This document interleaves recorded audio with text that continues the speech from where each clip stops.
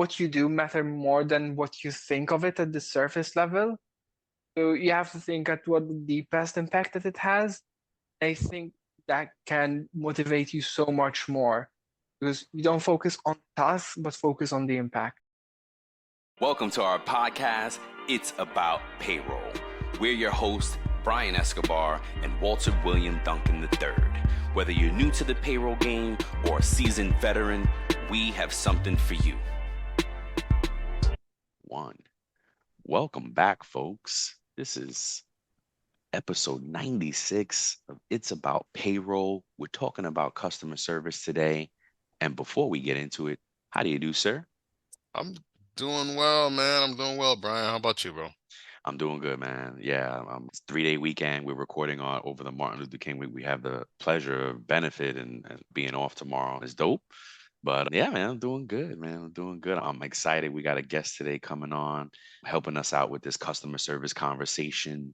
And we're talking customer service today, folks. Customer service is a big thing for payroll, folks. It's evolving, it's escalating, it's elevating, all these things. You really got to be. Once upon a time, I didn't think it mattered in payroll, but it does, man. It definitely does. And I have 3 things to share with payroll pros, right? Customer service. Okay. If you're one of the payroll pros like I was, like, what? I don't need to do that. I don't have to deal with anybody. I'm back here plugging away, making batches and doing reports and analyzation. I don't have to do that. No, you might want to try to fold these things. If you're already working on it and you want to get better, give you some tips. So the first one is clear and timely communication, right? Customer service, and you say, oh, communication, that's not customer service. It is. It actually is. You want to be proactive. You want to be reactionary. If folks are reaching out to you, right? Keep employees informed about payroll schedules, policies, any changes that you're going to be making that might impact them, right? Provide clear and concise, and I love this part, jargon free, right? Slang free, vernacular free. Like you got to know your customer. Walt just has been reminding us, we got to know our audience. We have to know our audience. But payroll, we get jargoned up and we have our own talk and stuff. And you can't assume that your customers understand what you're talking about. You gotta, and talking about customer service, this is a great example of how to use technology. We're talking about this as well. Use ChatGPT. Write it out how you would write it out, but then run it through ChatGPT and say, hey, I'm going to deliver this to an employee that may not understand payroll. Can you help me word this properly so that they understand? That's a good one. And the different mediums, right? You want to attack them on many different levels. Too much is not enough, right? With communication. So meaning you want to, if you guys have a company newsletter, send the newsletter, right? You use the different channels that you have. Create a feedback mechanism is number 2. Do surveys, use your help desk, have a system in place to receive and address feedback or complaints about your payroll. And then number 3, continuously improve those things. And there's more to it, right? But these are just 3 main things. And Walt's going to share some stuff with us too. Regularly assess your communication process and improve it. Stay open to new technologies. Again, if you have a help desk system, some of them are implementing AI in that, leverage that. And the technologies can help you with enhancing the efficiency and the accuracy, because now that's what we do payroll for, accurate paychecks. But customer service can help you get there, right? Yes. Because you want to get that feedback. There may be something that you're not doing right and that you never knew. And then you get that feedback from your customers. And then now you're elevating your game. Yeah. Walt's going to take us through some stuff too. Yeah, I just have 5 questions that we could go over. And before we have Jeremy on to help us talk about customer service and payroll. Number 1, what is the impact of poor customer service on employees? How does experiencing poor customer service, particularly in HR and payroll matters, affect the overall job satisfaction and morale of employees? As we know that new employees, we had a stat that after the first or second mistake after starting a new job and they have a paycheck error, they're already like, you know what, bump this. I'm going to start looking for something else because this place is raggedy. You know what I'm saying? So it really does impact it because it can really impact retention, and people can just develop this thing like, this mindset, these people don't care. They don't care about me. They don't care about my money. So I'm out. I'm gonna dip out. Yep. So the impact of goods customer service on employees. In what ways does consistently receiving excellent customer service from the payroll department, payroll or HR department, positively influence employee engagement, productivity, and job satisfaction? They'll stay.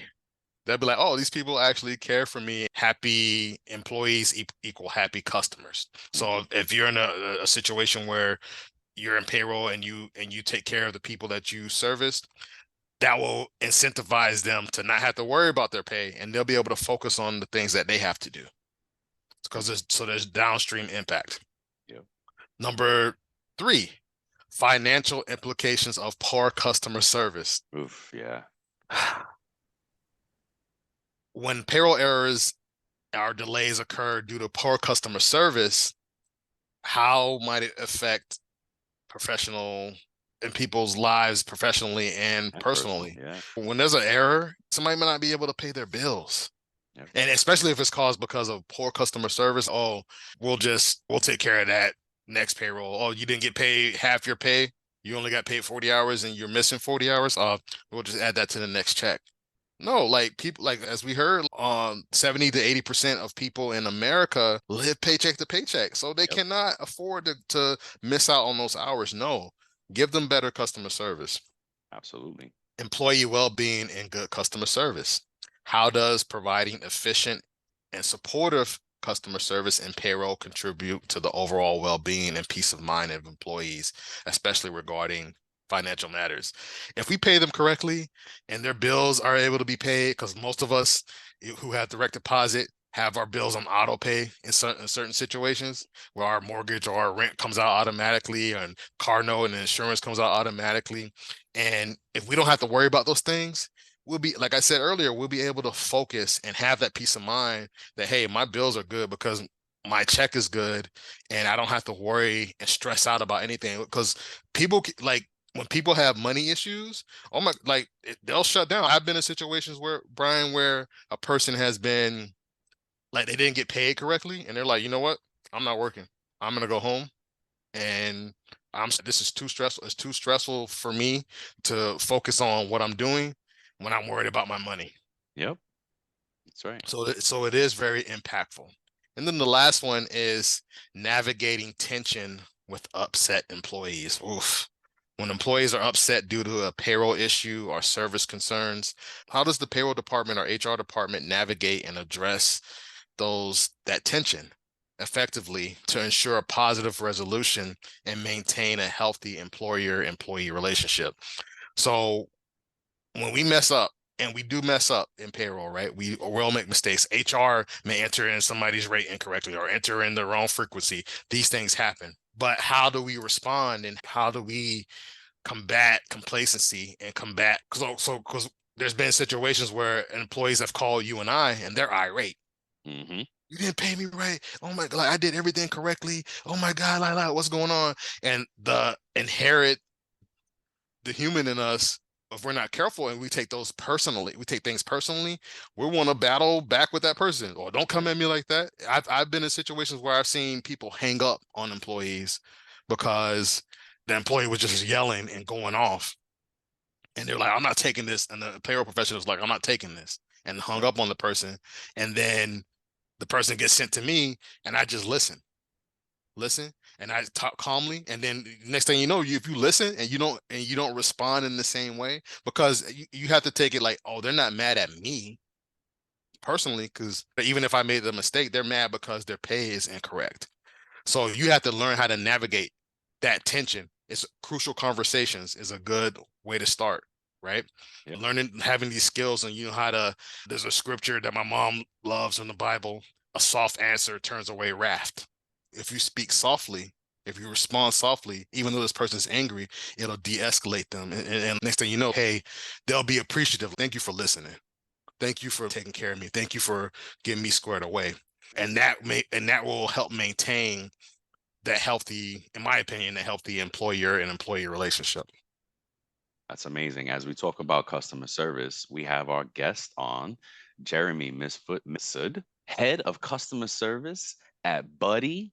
It's a payroll and HR platform. We had his brother on a few weeks ago, Yeah. and I brought him up because I've been following Jeremy online. And Jeremy is the head of customer success at Yes. Buddy. And he comes to us with an MS in cognitive science from the University of Malta, where he studied psychology, philosophy, data science. It's amazing to understand the needs and preferences and behaviors of our customers. I don't think you can get a better customer service professional out here. So, with no further ado, thank you. Welcome to the show, Jeremy. How you doing today, sir? This episode is presented by TimeTrakGO, the simply better employee time clock software that is going to make your life easier. In addition to the unique graphical employee time card that helps you quickly identify and fix mistakes, TimeTrakGO is excited to announce it's now compatible with QuickBooks Desktop, providing effortless data transfer and reduced errors. TimeTrakGO will not only save you time and money each week, but the easy to understand user interface and the ability to turn a tablet into a time clock will get you and your team up and going in just minutes. Find out what a simply better solution can do for your business. To learn more and sign up for your 14-day free trial, go to www.timetrakgo.com. That's www.timetrakgo.com. Or you can call 888-321-9922. That's 888-321-9922. Let's go.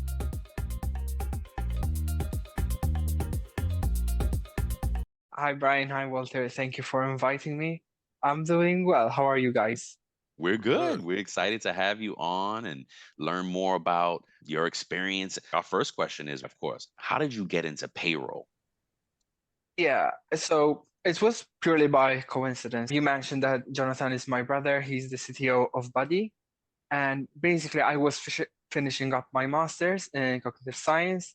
I was looking for a job. They had an opening and needed someone. So I started as a part-timer just to help out with tech submission period, etc. But I ended up really fitting in. So I made kind of payroll eventually my thing.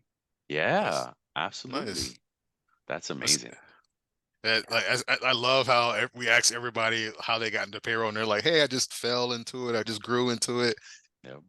Yeah. That's interesting.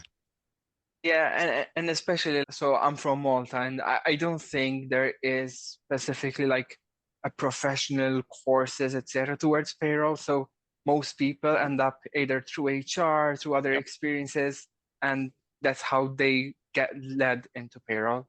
That's right. Nice. Nice. So wait, and I missed that part in the beginning. So did you go for the part-time job? Was it customer service? Because now, how did you get into the customer service part of it? Yeah, initially I was meant just to help out with the tax submission queries. So Oh, I would answer some of the emails and chats related to that. But kind of within 2, 3 weeks, I was really good with the customer service front. So I took that on as well.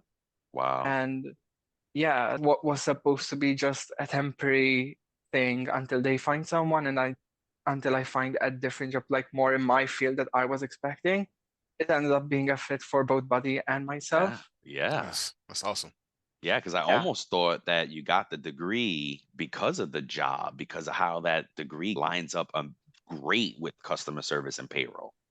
It does. And initially, I used to study like before university, it was mathematics and accountancy, but I didn't like it at university level. So I Yeah. went into psychology and cognitive science. So I think the customer service and payroll combine both of those Yes. words perfectly. Yeah, Yeah. That's awesome, man. That's that is awesome. great. Is that a Buddy t-shirt you have on? Yes, Oh, Oh, come on. nice. How do we bright get orange those? I Buddy want a t-shirt. Buddy t-shirt. Yeah.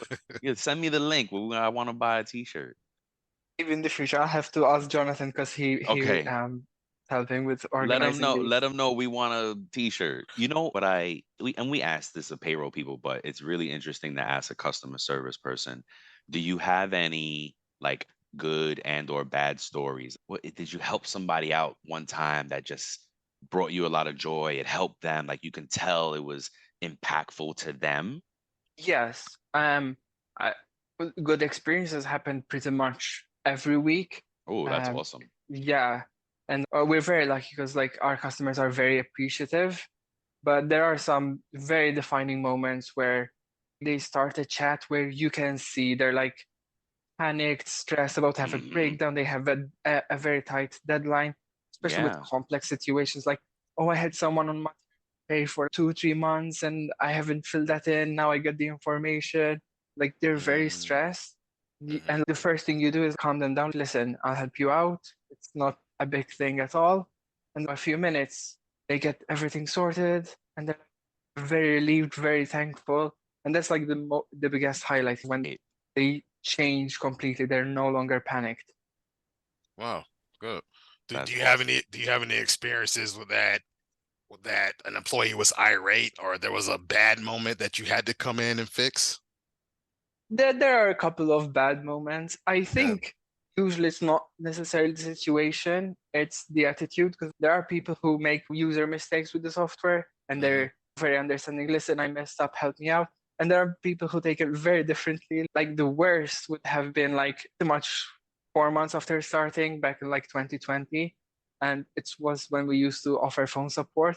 But this person was like death threats on the phone. Like it was that bad, like yelling and screaming. Wow. Yeah. And a part of the problem was the taxes were not correct. But that's because it was their first month and their previous months with other software, they were not taxing the overtime, for example. So they were doing things not right and they were expecting things to be the same way that they were. And like it was like at 5:30 p.m. so outside office hours, like a 30-minute call, and they're very angry. Wow. Yeah, and they were just on free trial, but they're still clients today now. So good. So I like what you said about the attitude, Jeremy. Yeah. Like you said, so I think that's the key component is us who are in the customer service that we give customer service to other people. It's about the attitude on the phone. I know that one of the things that they say that I've been told is like smile when you're on the phone because people can feel that through. Yeah. Right. So like it is important. So how can the attitude impact the customer service? Well, I think it's pretty much about setting the expectations by showing empathy from the start. Listen, I'm not saying it's you that made the mistake or I made the mistake or anything. It's just, listen, I understand where you're at. I understand you're frustrated or you're panicked. So what I'm here to do is to help you. So you're focusing on the person behind, especially even in live chat. So we don't do phone, for example, anymore. But by understanding the human problem, like their emotion, will help them get to the resolution faster. Because sometimes if you're telling them you made the mistake, first thing is trying to deflect and like, no, I didn't do a mistake. Like I have to prove. Right. But if you tell them, okay, if you did a mistake, etc., they're not going to try to prove their mistake, but they want to move forward. Wow. Gotcha. Thank you. You mentioned that you don't do phone service anymore. Why? So why is that? Well, mostly because with live chat, for example, sometimes we have 3 or 4 chats simultaneously. Oh, wow. And there's a small team. If you have a phone call and it's taking 10 minutes, that means you can't take chats at the same time. Wow. And unfortunately, a lot of our experiences were things that were very simple, like how do I do this?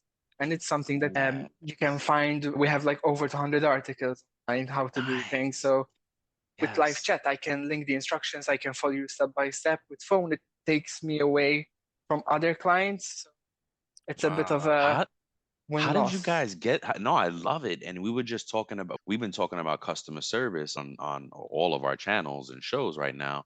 And we're talking about leveraging technology.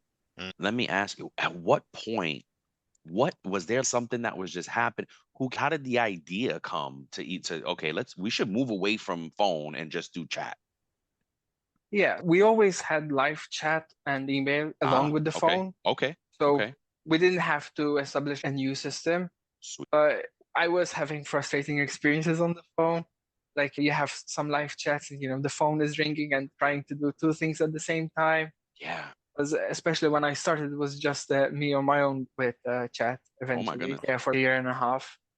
it became to a point where, listen, a lot of these queries, they're taking, I wouldn't say abuse, but like they can do things on their own, but they're just deciding to phone because we're reliable. And it's a great service, but if everyone overuses that when they don't need, it's unfortunately not sustainable. So I had to shift to just live chat and emails. Wow.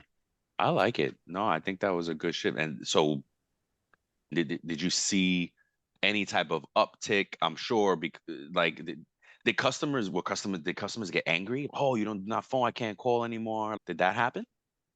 Yeah, there are a couple, like for example, if someone requests a call and we tell them that we don't do phone service, phone support anymore, they will be like, Jeremy used to call me. So it's a bit harder for me to establish that boundary. Listen, that changed. But when our newest agent does that, they don't have the same rapport with him. So they're like, okay, yeah, that's the policy. Whereas I, especially as the head, as someone who knew them before, it's harder to listen. No, we don't do that anymore. Unfortunately, it's not sustainable. They don't always get it. Gotcha. Wow, I like it. I think it was a great switch. Yeah. Random question. How many languages do you speak? Well, successfully or fluently, that's a big question. I learned like 6 languages, but I would say 3 I am confident in speaking. Wow, really? Awesome. What are they?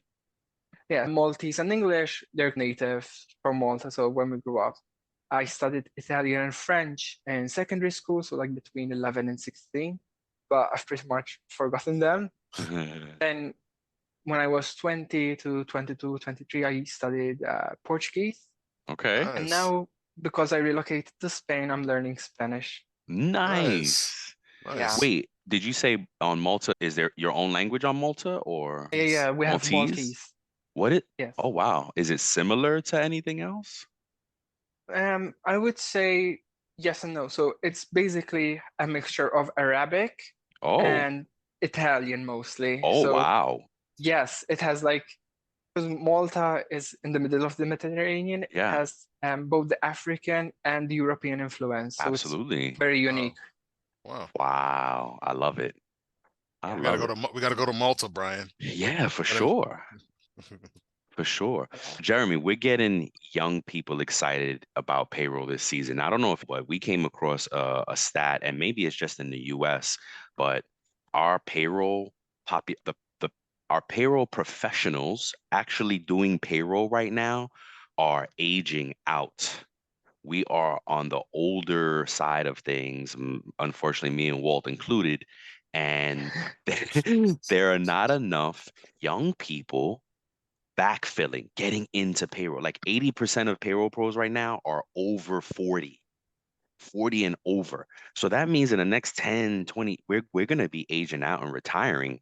And there's nobody in the game right now that's going to take over for us. So we took it upon ourselves to just like, how do we get young people excited?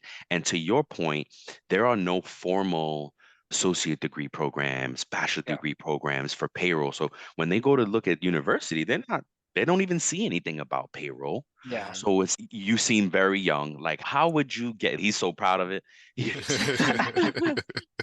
How would you? Okay, so we could even start with you.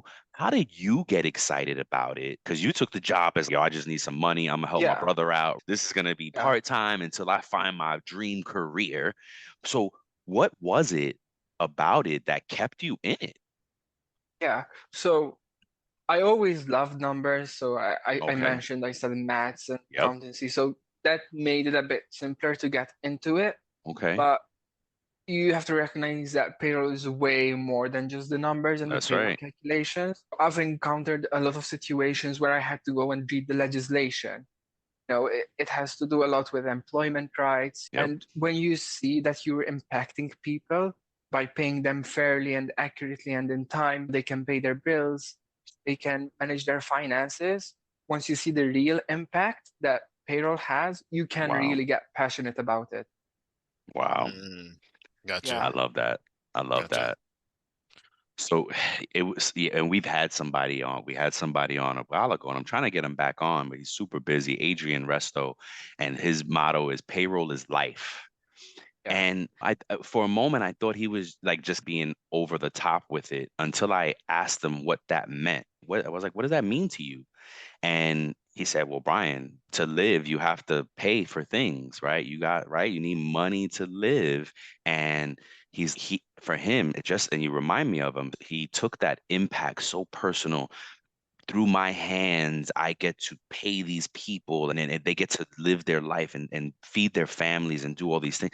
And it's a special person that takes that level of like impact away from it, because you could just approach it like, oh, this is just my job and it's my job and blah blah blah. Yeah.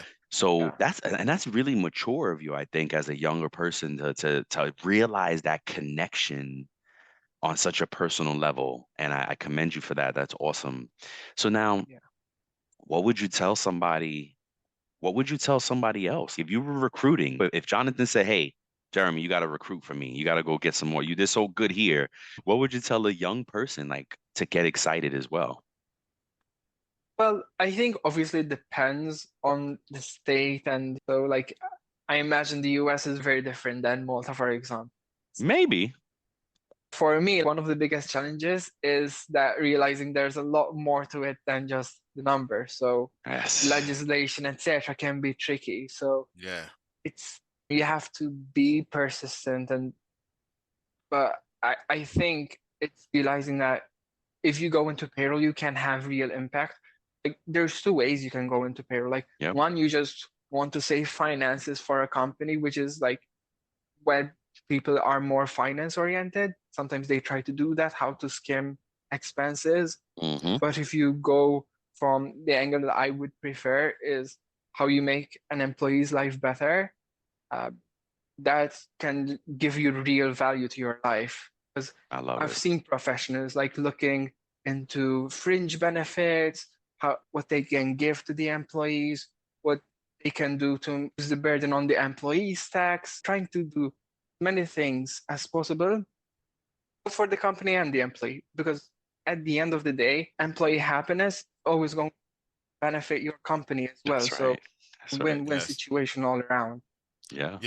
That's interesting that you said that, because on one of our other shows that we recorded earlier, we talked about the customer experience being the top priority for a lot of organizations now. And they're not necessarily their product or their pricing, because they're realizing that the employer experience, the customer experience will impact or dictate if that person buys or stays or purchases their product, right? And for me, I really love how you said earlier how your master's in what was it? In cognitive science. The mind plays into what you do from a customer service payroll standpoint, right? Because you have that impact, and it provides, and correct me if I'm wrong, it seems like it provides fulfillment for you by making sure that these people are happy. Yeah, no, it definitely provides fulfillment. And like the cognitive science aspect helps me from diverse set of levels, because yes, there's the human interaction and the employee satisfaction, but since we're bodies a software, I also think of it from user experience. Like, even listen, this button would be frustrating. Wow, that's interesting. Like you use a very all-rounded thing, because the feedback is not just about the service, but even like small things. Like, you see how customers use the software and like they're happy with it, it works, it does the thing, but sometimes it can be better. And taking that feedback, people really appreciate. One of the things one of our clients remarked to our CEO, that when they suggest something, like once we develop it, we get back to them, for example. So it's not just that we implemented it, but they also feel heard and listened, that we actually care for what they say. Absolutely. That's amazing. That's amazing. See, for me, when I think about buddy, and you think about what buddy means, like, that's my buddy, that's my friend, that's somebody who cares for me. Yep.